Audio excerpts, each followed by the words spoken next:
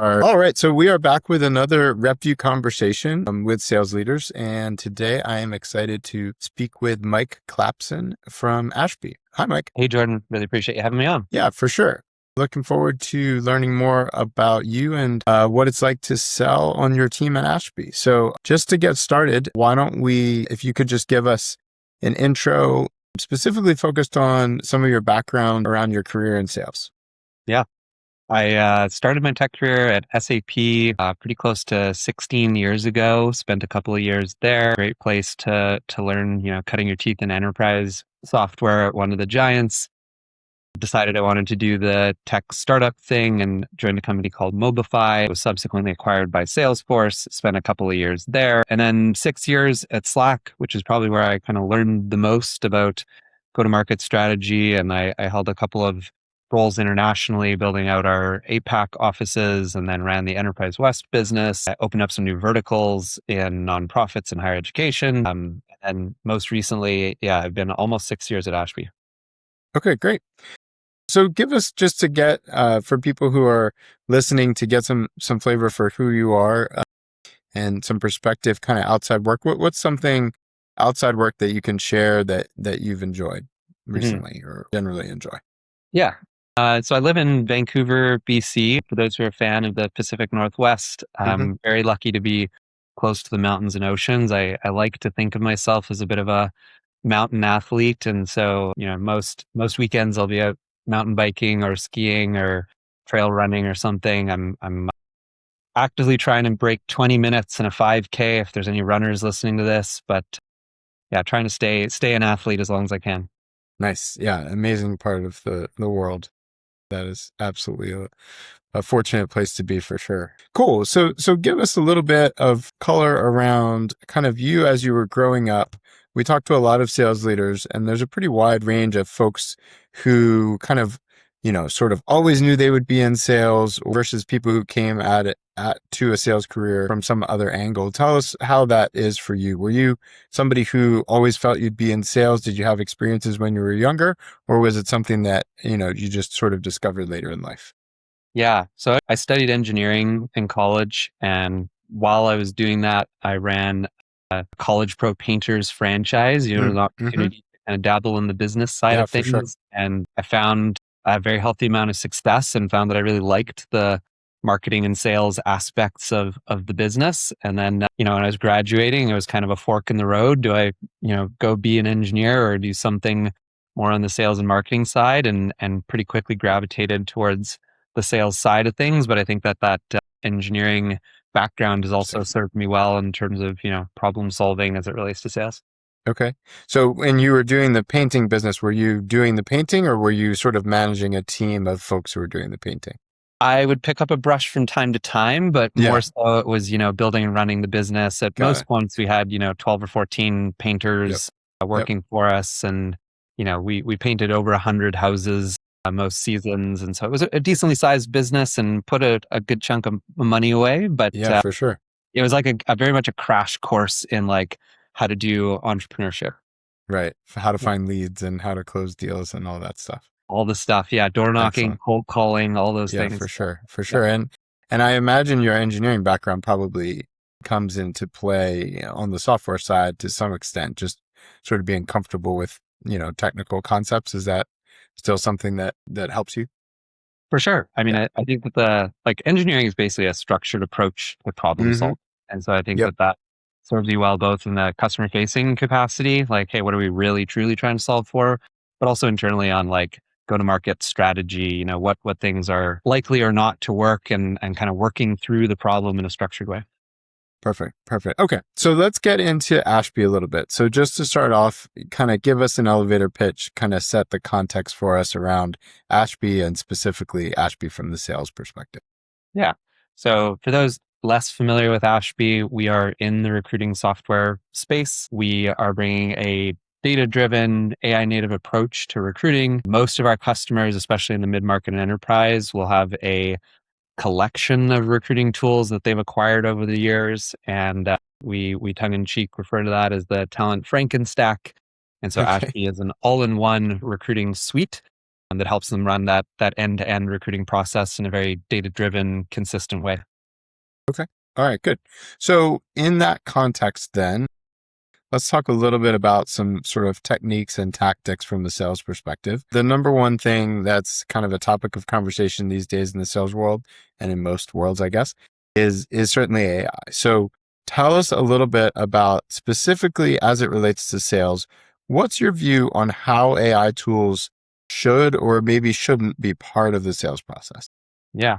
So we are, I think, like most companies, adopting and embracing AI, and we're kind of transitioning from a bit of the experimental phase to like formalizing things and deploying some AI best practices. But I'm a big believer that AI is an awesome, thought partner. It's great at research. It's great at information synthesis. There are some tremendous use cases in sales, and then there's stuff where like human judgment and critical thinking are still superior to using AI. And so, you know, just this week, Clay put out some great guidelines for AI writing and what they will or won't tolerate internally. And so we are thinking through those exact same things at Ashby. What's the best stuff for AI, and we'll lean into that heavily. And where do we still want that kind of human in the loop and critical thinking? Yeah, that's interesting.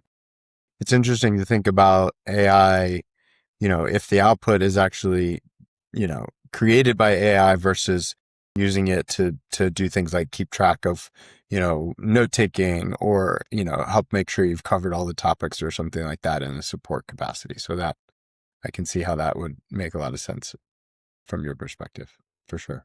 Yeah, and we've got a ton, well, not a ton. We've got a handful of ex HubSpot folks Interesting. at Ashby. There's some similarities. The two companies rhyme in some regards, Mm-hmm. Okay. but we were one of the earliest adopters of some of HubSpot's Mm. agentic capabilities. Yeah. And so we want to try and build, much of our AI capabilities as natively as possible to where the sales team is working, so they don't have to jump back and Right. forth between different canvases. And I think that Mm-hmm. that's a bit of the direction that AI is moving in. It's not having to go out to Claude to do a thing in a Right. project, Okay. but have that information provided to you Have directly. it embedded in the tool. So Yeah. are you on HubSpot? Is that what the implication is there? We are, yeah. We have been Yeah. on HubSpot since before I started, and we've Okay. certainly been pushing it as kind of as far as it'll go. But we're really excited about the direction that HubSpot's going, and think that there's more room to run. And yeah, they've done a ton of work over the last several years, and we're excited by HubSpot. Yeah, I know Dharmesh has worked on, I heard him speak a lot about some of the agents and some of the capabilities that they built out there. I'm just curious what you said there about how the companies rhyme. Can you tell us a little bit more about that? What do you mean there? Sure. So, when HubSpot started, it was very much a single product marketing oriented business, helping drive, inbound leads and they've focused very much on kind of the SMB mid-market part of the market. At Ashby, very much focused on the recruiting space. And for the most part, SMB mid-market, we sell up to companies of maybe 10,000 employees, but, not actively going after IBM or General Electric. And then HubSpot's, a lot of its growth has come from a kind of multi-product horizontal suite direction. That's kind of very much what Ashby has pursued. We've got the all-in-one recruiting suite today, but there are some intelligent adjacencies that will be coming soon. There's not too much more color I can provide there right now, but very Sure. excited about our product direction. Okay, great. So back to sort of the AI and sales theme. Tell us about, are there a few specific ways where you've incorporated AI into the revenue org? And specifically, a lot of companies have formalized now kind of like a go-to-market engineering role that often oversees how AI functions are built and tries to enable the sales team with those. What's your perspective on that? And is that something that you're doing at Ashby? Yes. So we have a go-to-market engineering team sits within our Okay. revenue operations org. Yeah, we're living through the transition from like, hey, we're going to give everyone Claude and ChatGPT and Glean and Hmm. kind of see where the grassroots, agent building and project work pops up. And now we're starting to transition towards kind of centralized, formalized ownership, governance around those. My perspective is that, a sales rep shouldn't have to spend their time, building cool new AI tools. It's great if they want to, and that's, a fun way to experiment and innovate. But we want to make it so that there's something akin to like an internal AI app store. So that if Okay. you're a new AE to Ashby, there's a single pane of glass where you can go and say like, yep, these are the agents that I'm going to be using and enable. Some of those will run natively in HubSpot. Some of those might be in other canvases, but making it pretty simple so that you're not having to build and innovate, but more choose from a whole bunch of useful pre-built capabilities to do the work in a really efficient way. Yeah, that's interesting. I think a lot of the, kind of perspectives and skills that make people effective at using AI tools aren't always the same skills that make people effective salespeople. We probably shouldn't assume that those two would overlap too heavily in a lot of folks. So that's an interesting approach to it. Yeah, for sure. The other thing that can be challenging, I know, is that I know this is the case.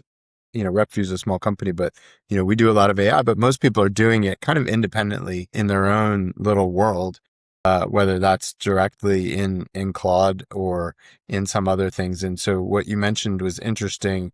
How have you found, or what has been your approach to kind of, you mentioned the idea of like an agent app store.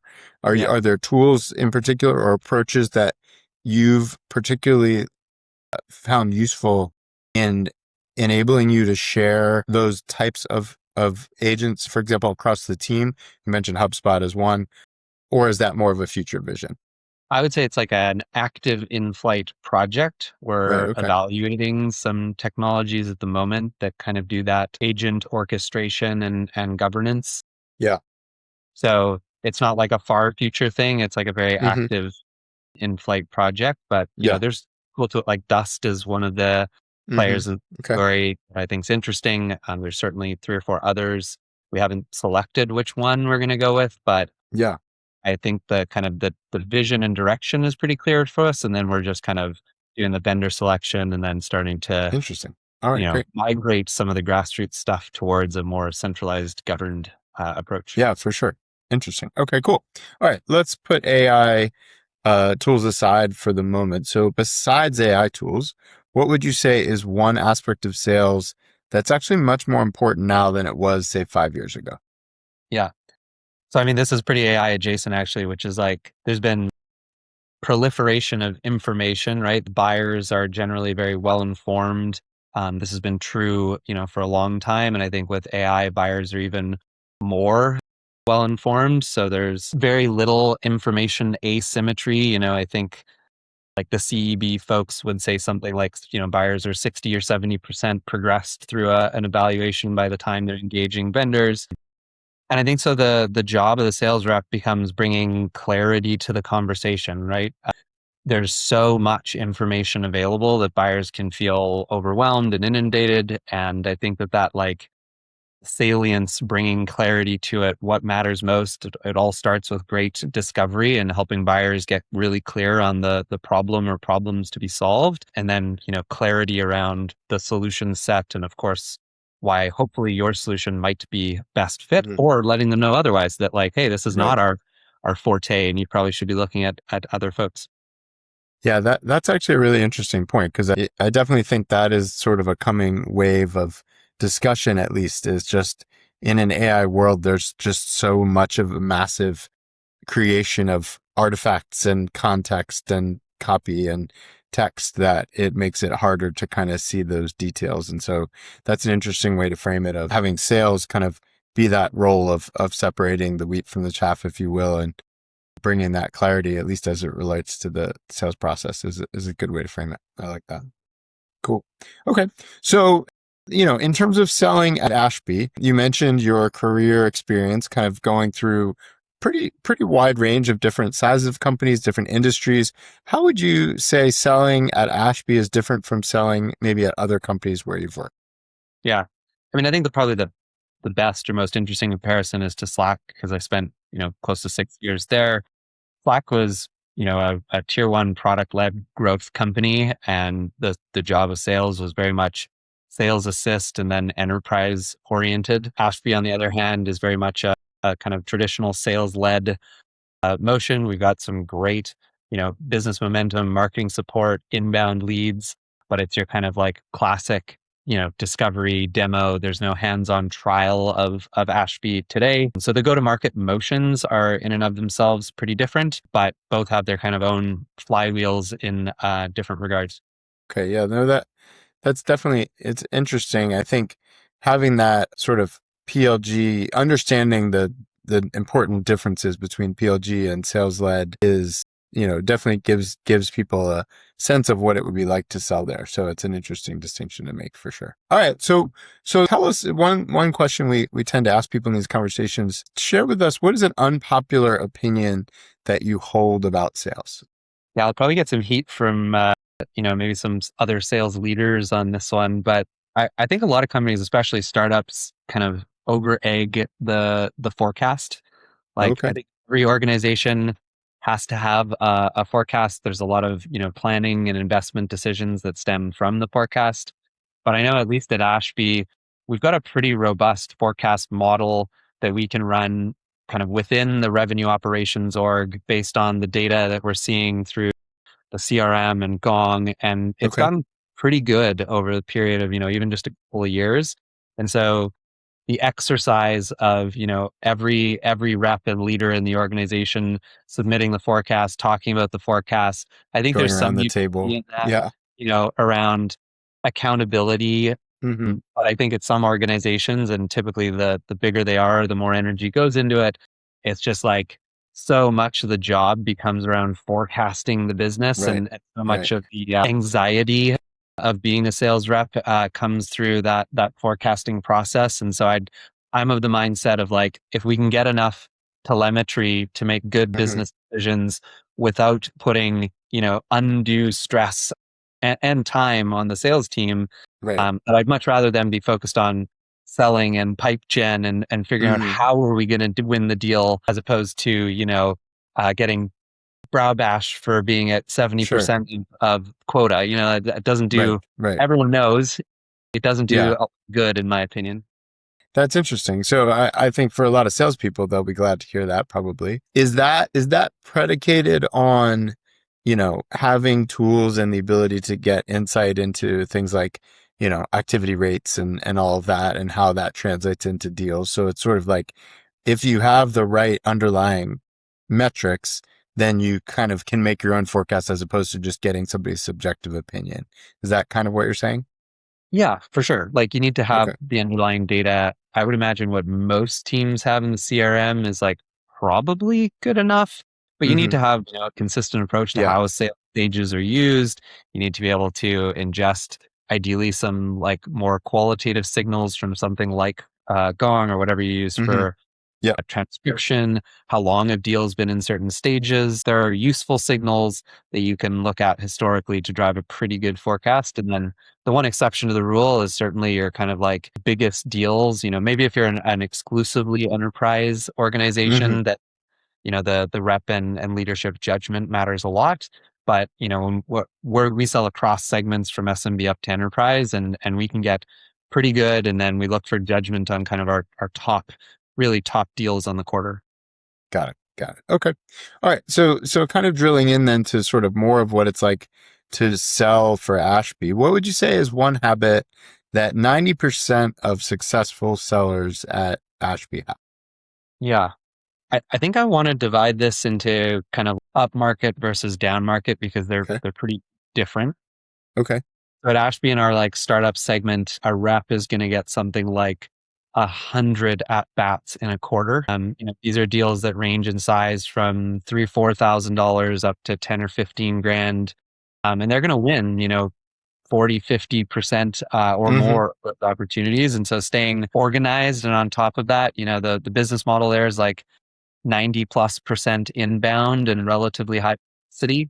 And so, just staying on top of all of that, being super organized is one of the Hmm. attributes So we they're we not look. spending a lot of time prospecting. That's not the expectation. They're basically next man up. Here's a deal, that sort of pushed to them, and it's a matter of managing that pipeline. Yeah, and the startup space, I mean, there is certainly some, and we take a very signal based approach in that space Okay. where it's like, where is there funding or folks are visiting our pricing page or G2 Yep. visits or Sure. things like that. But for the most part, the startup business is more so an inbound motion.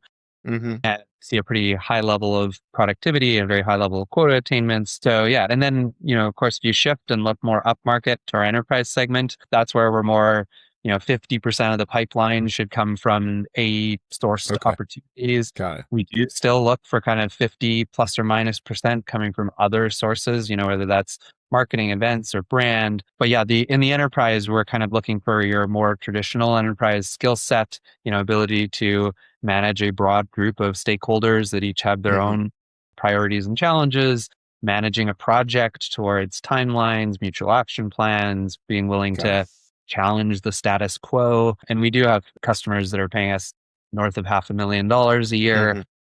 So these are pretty material, complex opportunities at the high Yep. end. Okay, got it. So that makes a lot of sense. So then you mentioned kind of you said, I think the term you use is upmarket and downmarket. So I assume that's sort of the larger deals versus the smaller deals. So if somebody comes into Ashby, let's say they're earlier in their career and they're doing more of that SMB motion that you mentioned where it's inbound, how should they think about the potential for a promotion path and a career at Ashby? And how do you think about that in terms of the opportunity to promote reps versus, let's say, you need more upmarket enterprise sellers hiring outside sellers? I think the cool thing at Ashby is that we have three sales segments today: startup, mid-market, enterprise. All three segments are growing very quickly. So, if you join our startup team, we're going to need mid-market reps, basically in every quarter of the year. And so our top performers tend to get promoted in kind of give or take a year, sometimes less. There's a very consistent, up and to the right trajectory. And we tend to hire for folks who have that kind of what we perceive as potential to be moving up through our segments. So, yeah, a lot of opportunity there. We have folks who have joined Ashby 3-4 years ago that started as a startup AE, moved up to mid market, and have subsequently moved up to enterprise. So we've seen that Okay. kind of full through the segments run already happen. And I'm thinking of another person who started in mid market, went up to enterprise, and is now a manager in our mid market business. So, multiple promotions in the span of a couple of years for our top performers. Okay. Okay, great. All right. So let's get into some of the specifics. So this is kind of our hot seat portion of the conversation. What we mean by that is really, at RepVue, we exist to bring transparency to sales orgs. So this part of the conversation is kind of like essentially the live version of that. So getting a chance to talk to you as a sales leader about the sales org at Ashby as it's reflected on RepVue. So I want to jump into some of the specifics and talk about some of the positive things, some of the negative things, although frankly, it's mostly positive, I have to say. So let's start with the most positive thing there, which is your product market fit score is in the 97th percentile. Now, we often see companies with a high product market fit, depending on what segment they're in.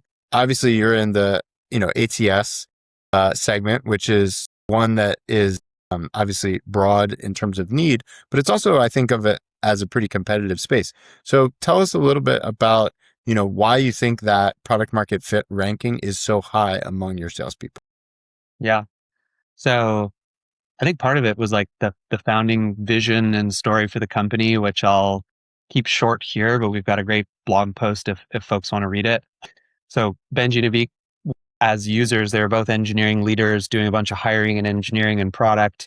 And they were dramatically underwhelmed by the tools that they got to use. And, they went through a set of them over a period of years. And the key thing that they found was kind of completely missing or underwhelming was really around analytics and reporting. As a salesperson, imagine using a CRM that has little to no analytics capability. It's not going to Okay. do much for your organization. So that was problem number one. And then the other piece is the ATSs they were using required you to go out and buy adjacent tools to build out a stack. And they were for mid-market companies, that just wasn't what the buyers wanted.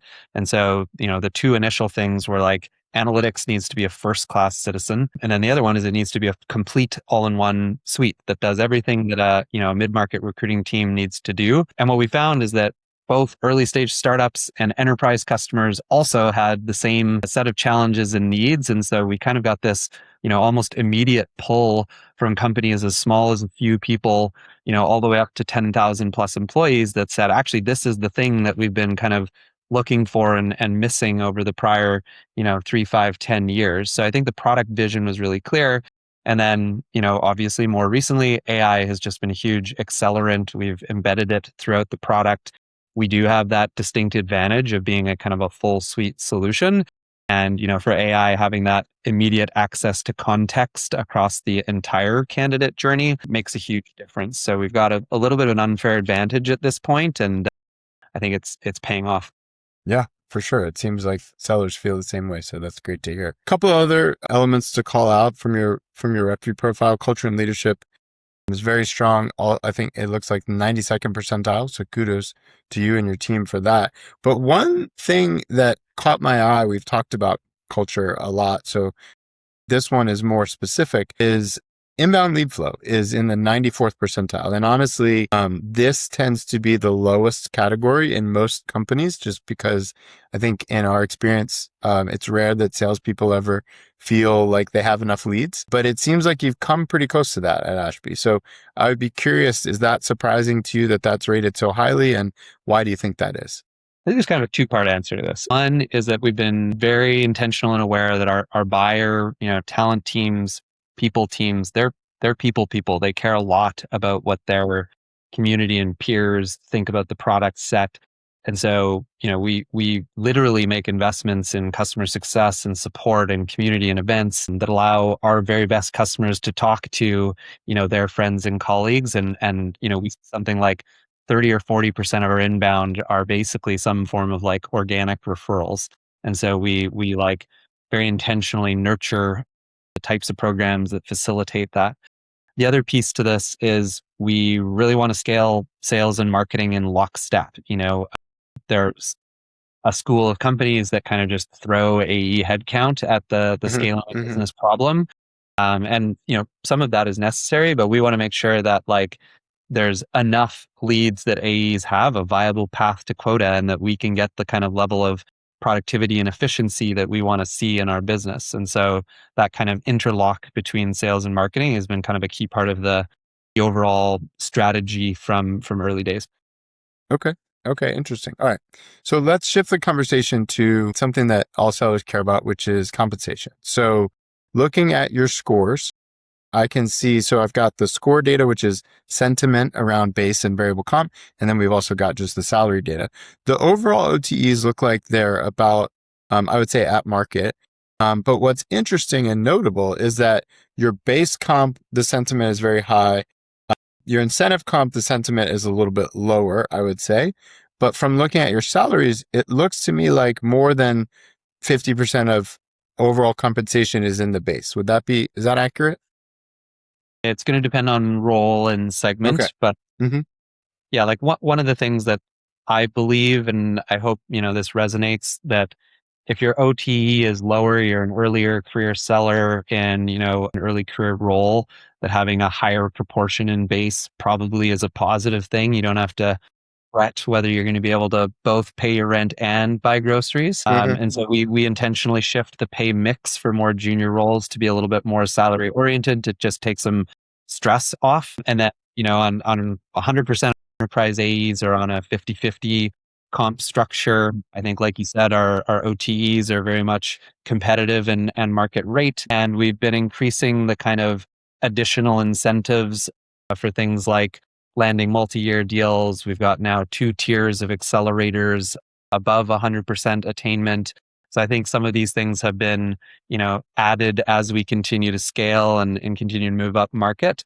So I'm optimistic that if there were more folks that would talk about the comp structure now, they probably would have generally positive things to say. The other piece that I do want to emphasize is we very intentionally target 2/3 of our reps at quota. And one of the Okay. things I think we do differently from other orgs is we do a quota assessment and setting exercise quarterly for most segments, Okay. semi-annually for enterprise. But it does give us the ability to either raise or lower quotas Hmm. if we see Okay. that there's changing dynamics, and we'd move quotas in each direction to Interesting. match to those changes. So what it makes for is that like OTEs are at market, but a much higher proportion of the Yep. organization is actually taking home their OT or more. For sure. No, that was the next thing I was going to say, which is, a lot of people come to RepVue.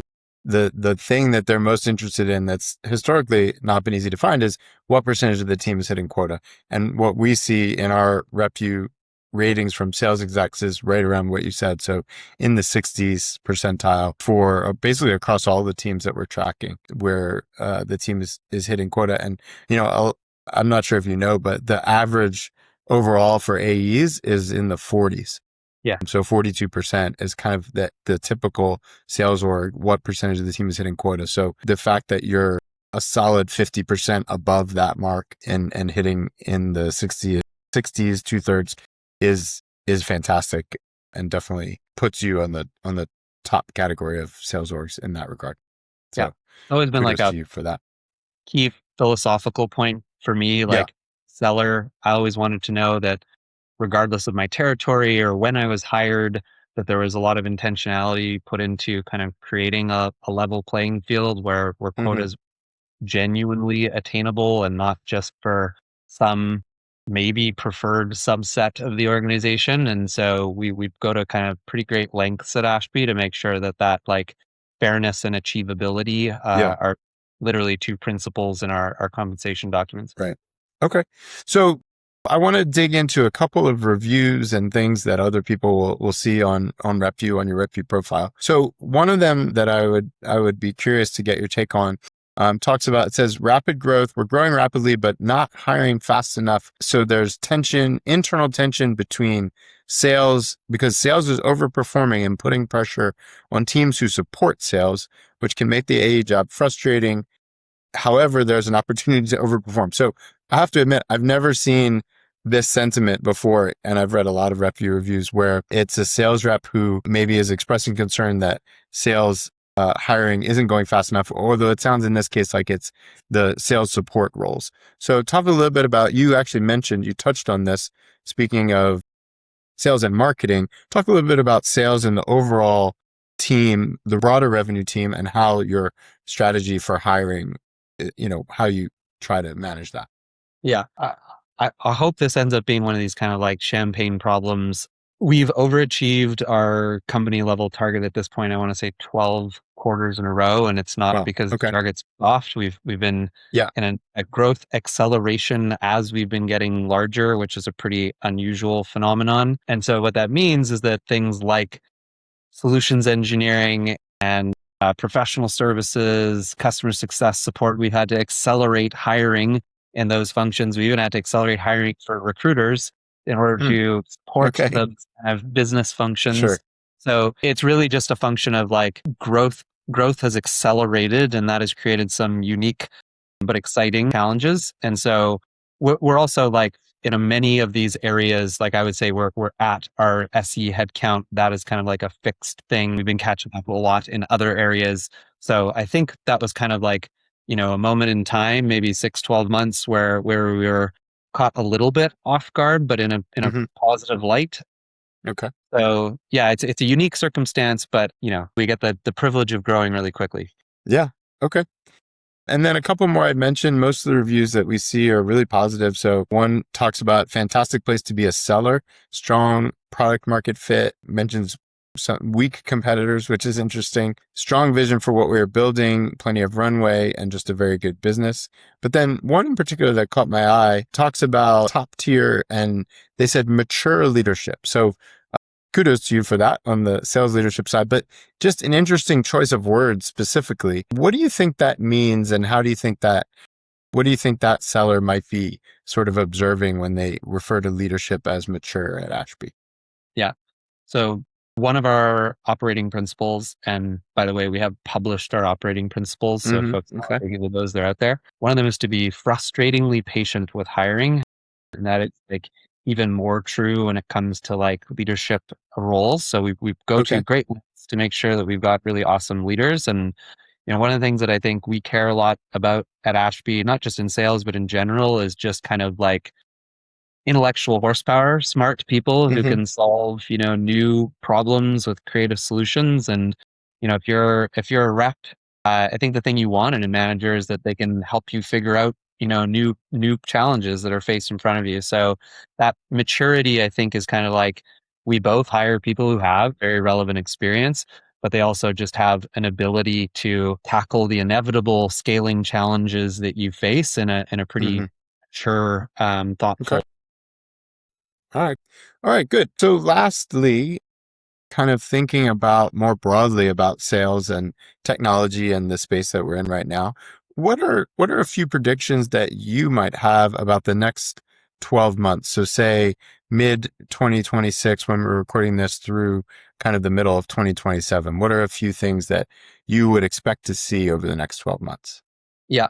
I mean, we've been living through the AI hype cycle. Mm. Concepts like token maxing are still pretty recent. And I think, every company now is trying to grapple with their, AI spend and where it's tangibly producing results and leverage for the business. It's actually an area where I think Ashby, the product, is doing really well, is that our customers are seeing real tangible gains from the ways that we've embedded AI in the product. But that's a thing. I think that, AI spend management is going to be a conversation throughout, the next 12 months. Um, I also think that, SaaS companies kind of have been pummeled in the public markets pretty Hmm. badly. I think Okay. you got average forward-looking multiples at like 4x Yeah. revenue, kind of roughly the worst that they've been Yep. Yep. five In a long plus time, years. for sure. I think that's overblown. I think Okay. that the market sentiment seems to be that AI is going to just completely wipe out SaaS, and I don't think that that's the case. And so you might see the kind of the SaaS rebound in Hmm.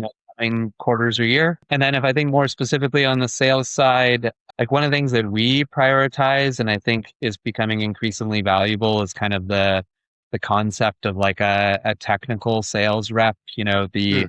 I think of the A profile who like does the prospecting and negotiates the deal, but knows not nearly enough about the product. I think Yep. that type of rep is going to find it harder to find success or new jobs. And the type of rep who's like super curious, loves learning about the technology, wants to help the customer solve the kind of technical problem. I think that type of rep is going to be able to find the opportunities they want and succeed in those roles. They'll still have an SE counterpart, but each of those Okay. folks is able to bring a healthy amount of kind of technical depth and problem solving aptitude to the table. So you want reps who can do their own demos and design the solution without Yeah. having to have too much dependence on somebody I more mean, technical. here's like, if we want to get kind of tactical here, like in the enterprise, my expectation is that any one of our AEs can do what we would call like a sizzle reel demo. Hmm. That, Okay. they'll do some discovery, they'll understand Yep. what the, number one or two pain or challenge is and say, hey, let me just show you a thing or Right. two that I Right. think might kind of get you really excited about what we can do at Ashby so Yeah. that it's not just like, I'm just going to show up and ask you 25 questions and like, then Right. I'm going to bring my And then SE sit to show back you and right. you know, we should know enough and be comfortable showing what. For sure. Yep. No, it totally makes sense. Fantastic. Well, I really appreciate it, Mike. It's great to hear about what you're doing, and it's exciting because it sounds like the approach that you're taking is certainly resonating with your sales team. And I know that a lot of people out there who are excited about the potential to sell at Ashby are going to be glad to hear more details from this conversation. So thanks so much for joining us. Yeah, I appreciate it. Thanks, Jordan. All right. Thank you.